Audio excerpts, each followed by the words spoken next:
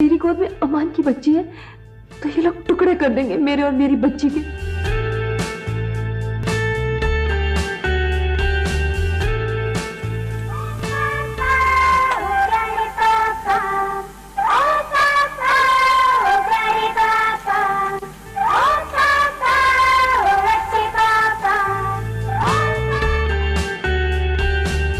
याद रखिए, बच्चे मासूम होते हैं, वो कभी झूठ नहीं बोलते।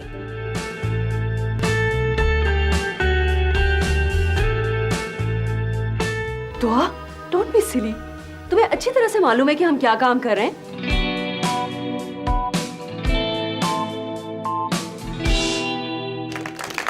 Welcome to the show Laila Khan.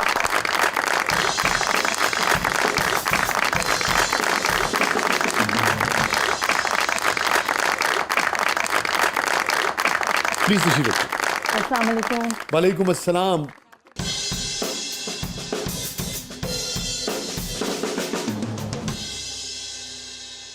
बहुत बहुत शुक्रिया, आपने वक्त निकाला, आप तशरीफ लाएं। और आपका भी बहुत शुक्रिया कि आपने मुझे बुलाया। नहीं, थैंक यू सो मच। मैं अभी बता रहा था नाज़रीन को जहाँ से मैंने ओपन किया कि मैं वाकई में बहुत खुश था। मेरे ख्याल में शायद ही मैं उसके बाद इस नौइयत की एक्साइटमेंट मुझे हुई हो। काम रूटीन भी बन जाता है आपके लिए, और वो रोल इसलिए भी अहम था कि एक ऐसी खातून जो कि जवानी में बेवा हो जाती हैं और फिर किस तरीके से वो एक नए सफ़र का आगाज़ करती हैं, वो मेरे लिए बड़ा अहम रोल था। मुझे याद है जो बात में उस वक्त कहना चाहता था। बड़ा ही खूबसूरत ड्रामा था और मुझे बड़ी खुशी है कि आज हम फिर मिल रहे हैं इतने अरसे के बाद। और मुझे वो सारा वक्त याद आ रहा है। वो वक्त जब मुझे आहन के लिए कॉल आई और मुझे तारिक मेराज साहब ने बुलाया, खालिद हफीज़ साहब का ऑफिस था, और वहाँ मैं गई। वहाँ पे एक यंग सा लड़का, तो फिर मैंने उनसे पूछा कि इसका राइटर कौन है। तो उन्होंने कहा यही तो है। मैं तो शौक में चली गई कि इतना यंग लड़का और उसने ऐसा ज़बरदस्त ड्रामा लिख लिया। माशाल्लाह, it was a beautiful play. और मुझे वो काम करके इतना मज़ा आया कि मैं आज तक हर जगह कोट करती हूँ उस ड्रामे को, क्योंकि उसमें मुझे ऐसे ऐसे एक्सपीरियंसेस हुए जो शायद ज़िंदगी में कभी ना होते हैं।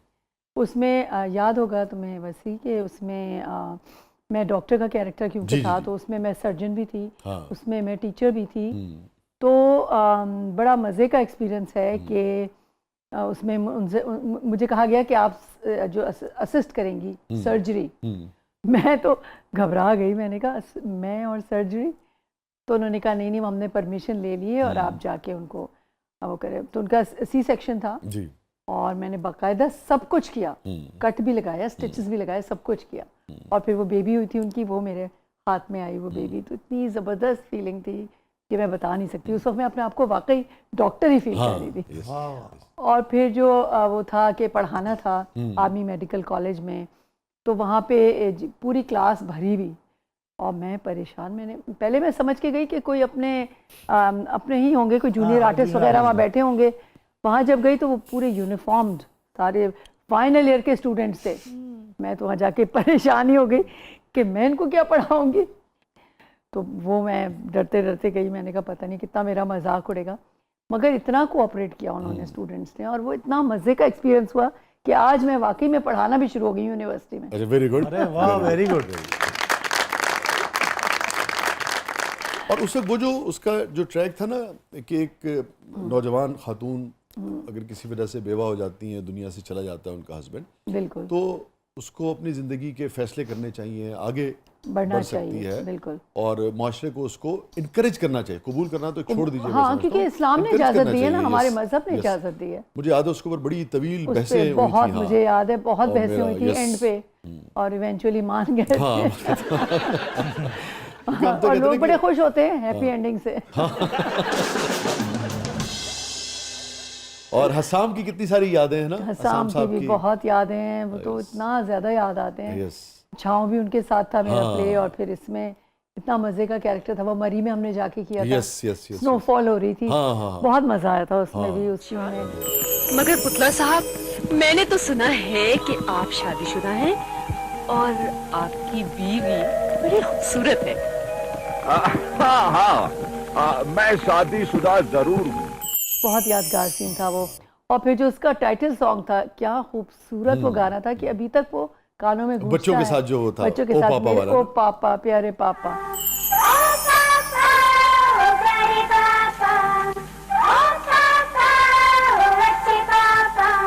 फिर उसकी जो खास बात एक थी जो मुझे बहुत पसंद है, जो तुम्हारी एक उसमें नज्म थी, काश मैं तेरे हसीयात का कंगन होता। क्या बात। ब्यूटीफुल, आज मैं सुनूंगी। मैं ज़रूर आपकी खिदमत में पेश करूंगा, मगर अभी तो हम आपसे बहुत कुछ सुनना चाह रहे हैं ना। जरूर। तो अब चूंकि 35 बरस हो गए आपको तकरीबन हाँ, काम करते। नहीं 40। चल मैंने तो खुद एहतियातन कम किया था, मैंने कहा भाई ये ना हो नहीं गया। यार, मैं बड़ी प्राउडली एक्सेप्ट करती हूँ ये चीज़। हाँ ठीक है, अल्हम्दुलिल्लाह। बहुत तवील अर्सा है, क्या 40 साल तक। जो मैं नाज़रीन को बताता चलूँ कि एक सरप्राइज भी है अगले मरले में, आपके लिए भी एक सरप्राइज है। अच्छा। हाँ, वो भी हम आपको के साथ शेयर करेंगे। आप वर्किंग वुमन रही और आप उस ज़माने से लैला काम कर रही हैं जो ज़माने में जो आज मुआशरे की राय है टेलीविज़न के अदाकारों के बारे में, ख़वातीन अदाकारों के बारे में, उस ज़माने में राय बिल्कुल नहीं होती थी। आज भी मुख्तलिफ़ तरह की राय पाई जाती है। मनफी राय आज जितनी पाई जाती है उस ज़माने में इससे कम से कम भी 200 गुना ज़्यादा थी। बिल्कुल ठीक है, तो कैसे आप मैनेज करती थी? बिल्कुल वो सही, दौर कैसा था? सही और- कहा है, क्योंकि उस ज़माने में तो ये टाबू था ना कि शोबिस को लोग अच्छा नहीं समझते थे और समझते थे कि जो शोबिस में है तो वो सही नहीं होगी लड़की। जब मैं शोबिस में आई तो मेरे लिए थोड़ी सी शुरू में बहुत चैलेंजेस थे, और ना सिर्फ ये कि बाहर की दुनिया में बल्कि अपनी फैमिली से भी। अरे जो मेरे इन लॉज थे उनको भी एक्सेप्ट करना बहुत मुश्किल हुआ शुरू मगर में। जुबैरी साहब ने तो बेखा में हमेशा, उन्होंने स्टैंड लिया मेरे लिए। हाँ मुझे आज तक याद है, उन्होंने आहन के मेरे दिनों लिए में भी जुबैरी stand- साहब साथ आते थे और उन्होंने कितनी मेरे अच्छी- लिए स्टैंड लिया, और यही वजह है कि आज तक मैं काम कर रही हूँ। हाँ। क्योंकि मुझ में हौसला नहीं था कि मैं झगड़ के कोई काम कर सकूं। तो वो लड़ गए आपके लिए वो फैमिली से, मेरे दुनिया से। मगर ये हुआ कि हाँ, एक्सटेंडेड फैमिली की तरफ से भी काफ़ी अच्छा। प्रॉब्लम्स आई, और फिर तो मेरी मदर इन लॉ जो थी वो बड़ी खुश होकर लोगों को बताती थी, ये है मेरी बहू लैला जुबैरी। तो सबने फिर एक्सेप्ट कर लिया। हाँ, सबने फिर एक्सेप्ट कर लिया। और बाद में मेरी जो सिस्टर इन लॉज थी वो तो हर एक को ये बताती थी कि देखो माशाल्लाह लैला ने शोबिज़ में रहते हुए भी अपने घर को, अपने बच्चों को, सब चीज़ों को अच्छी तरह से लेके चली है, और हम लोगों के साथ भी इतना अच्छा वो रखा है। कोई उस पर कुछ नहीं बिगाड़ा शोबिज़ ने उसका। अच्छा, इस जुमले की तहों में बहुत कुछ है।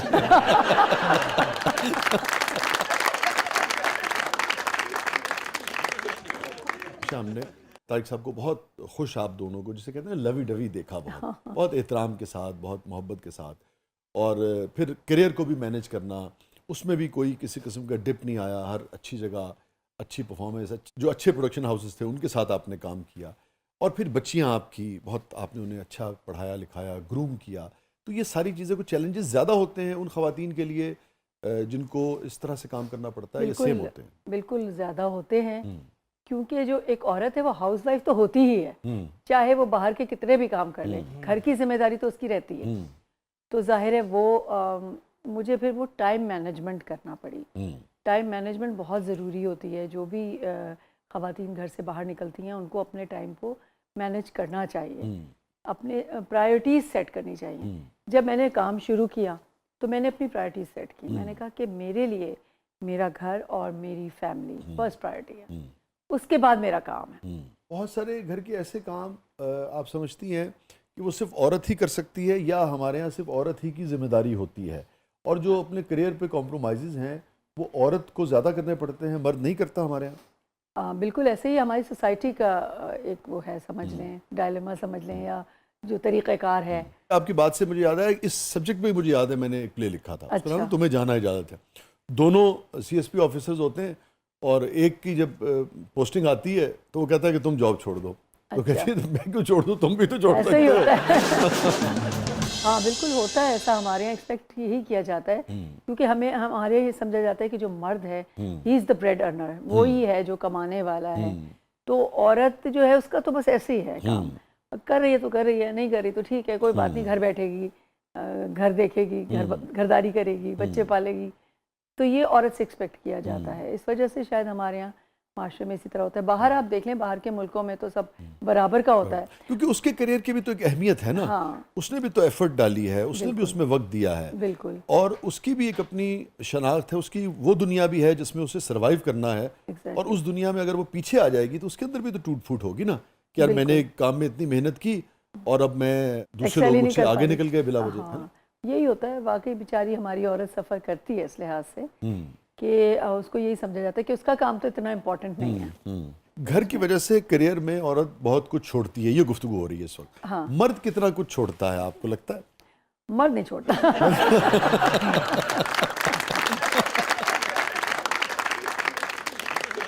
मर्द का तो वही क्या करें, हमारा ऑफिस है, हमें तो जाना है, कोई बात नहीं, तुम देख रही हो ना, तुम हो ना घर पे। हाँ हाँ। तो वैसे जुबैर साहब कामों में बाकी भी हाथ बटाते हैं हर तरीके का? घर के कामों में तो नहीं, हाँ, मगर ये कि सुपरविजन में कर। अच्छा, घर के कामों नहीं बटाते? घर के कामों की उन्हें आदत नहीं है। टिपिकल मेल हैं या हस्बैंड हैं, या फिर इतने ही रोशन ख्याल है कि ठीक है भाई काम कर रही हो, मुझे कोई एतराज नहीं हाँ, है? नहीं, काम करने इससे में ज्यादा नहीं? कोई एतराज नहीं है। मगर ये कि नहीं, इस तरह से है कि अब तो ज़ाहिर है घर पे होते हैं तो ज़ाहिर है अब संभाल लेते हैं घर, मगर हाँ, किचन वगैरह नहीं कभी भी। कभी चाय नहीं पिलाई आपको बना के? नहीं, चाय वाय नहीं बनाते। मैंने कहा इस मास पे नहीं जाऊंगा बस मैं। ये कि वो मेरी मेट कहती है कि वो आपने मुझे रखा है काम करने के लिए और आपने साहब को रखा है मुझसे काम करवाने के लिए।